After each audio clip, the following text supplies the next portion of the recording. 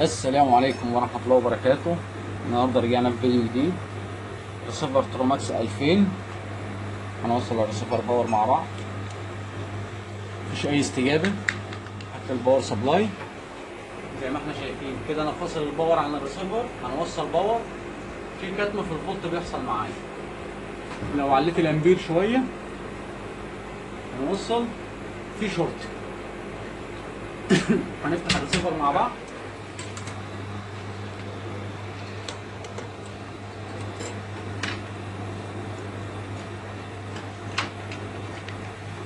هنفك الريسيفر مع بعض.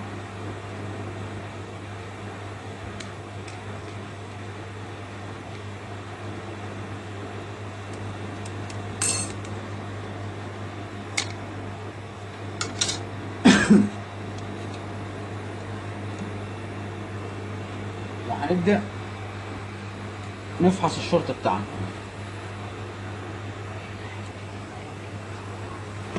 هندخل على الميكروسكوب.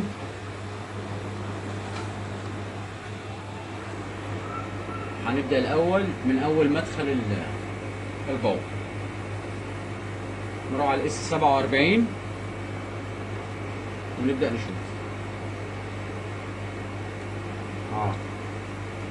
في عندنا شورت في المنطقة دي. شايفين المكثف؟ الشورت هنا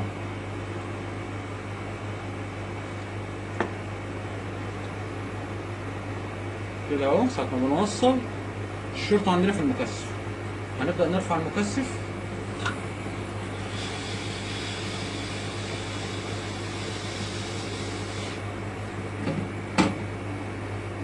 ادي هنا رفعنا المكثف. تعالى على الريسيفر، هنبدأ نشيك. هات لي الباور سبلاي كده. سحب معانا. تعالى هنا كده الريسيفر سحب معانا وفتح. هنبدأ نستبدل المكثف.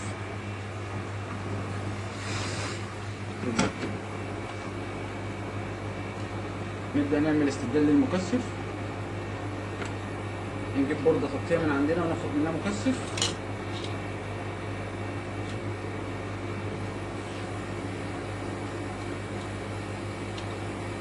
هنرفع المكثف ده.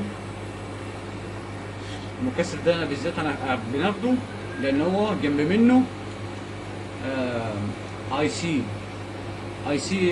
ستيب داون، اي سي باور ستيب داون، يعني يعتبر نفس قيمة المكثف اللي انا هنستبدله.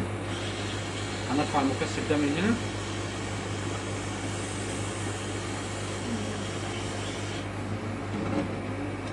هنروح على الريسيفر بتاعنا.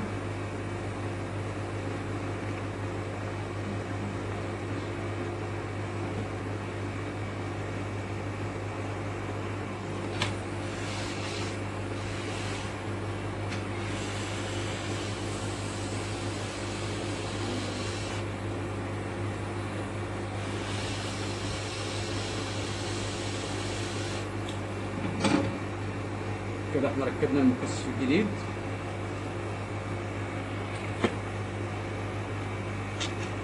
هنبدأ نوصل باور في الريسيفر.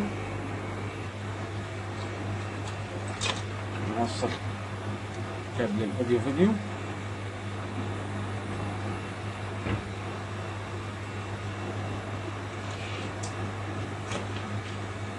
ادي كابل الصورة.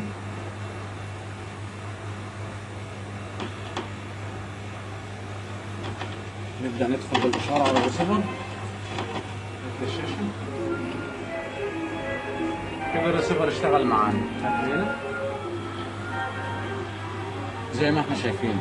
مشكلتنا كلها، هات الميكروسكوب، مشكلتنا كلها كانت في المكثف. الفيديو ما خدش معايا ثواني. استعملت باور سبلاي كويس، حددت مشكلتي بسرعه. لا رفعت فولتيات ولا استخدمت الافو. كل اللي استعملته باور سبلاي والخبره وشويه بنزين. اتمنى ان الفيديو يكون مفيد.